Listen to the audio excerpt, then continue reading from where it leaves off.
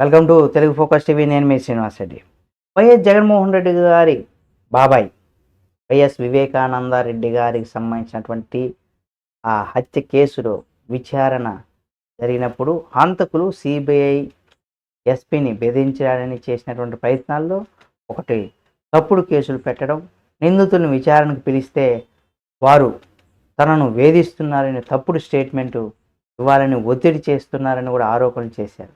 అయితే ఇలా అవినాష్ రెడ్డికి లెఫ్ట్ హ్యాండ్గా పేరు పడినటువంటి గజ్జల ఉదయ్ కుమార్ రెడ్డి సిబిఐ ఎస్పీ పైన కూడా కోర్టులో పిటిషన్ వేశారు. కడప దిగువ కోర్టులో ఏమాత్రం ఆలోచించకుండా కేసులు పెట్టారని కూడా ఆదేశించింది. ఈ ఉత్తర్వుల మేరకు కేసులు పెట్టారు.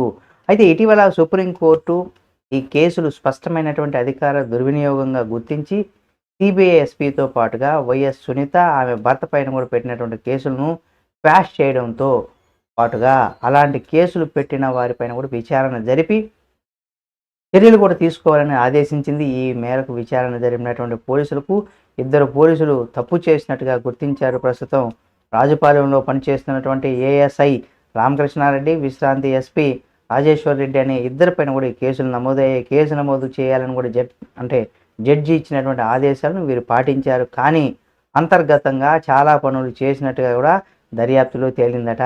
అయితే వైఎస్ వివేక కేసులో దర్యాప్తు ఏదైతే ఉందో సిబిఐ చేయకుండా, నిజాలు బయటకు రాకుండా తాము అనుకున్న విధంగానే దర్యాప్తు నివేదిక ఇవ్వాలన్న రీతిలో కూడా పోలీసులు ప్రభుత్వం ఒత్తిడి చేసిందని, ఎస్పీ రామ్ సింగ్ మాత్రం ఎన్ని ఒత్తిళ్లు వచ్చినా తన పని తాను కొనసాగించారని, ఆయన మధ్యలో వైదొలిగిన ఇతర అధికారులు అవినాష్ రెడ్డిని అరెస్ట్ చేయడానికి ప్రయత్నిస్తే ఆయన తన తల్లి అనారోగ్యం పేరుతో కూడా హాస్పిటల్లో దాక్కొని హాస్పిటల్ చుట్టూ రౌడీ మూకలను కాపలా పెట్టారని, చివరికి అరెస్ట్ కాకుండా తప్పించుకున్నారని, ఇప్పుడు ఆ పాపాలన్నీ బయటకు వచ్చి పరిస్థితులు కనిపిస్తున్నాయని కూడా చెప్పుకొచ్చారు.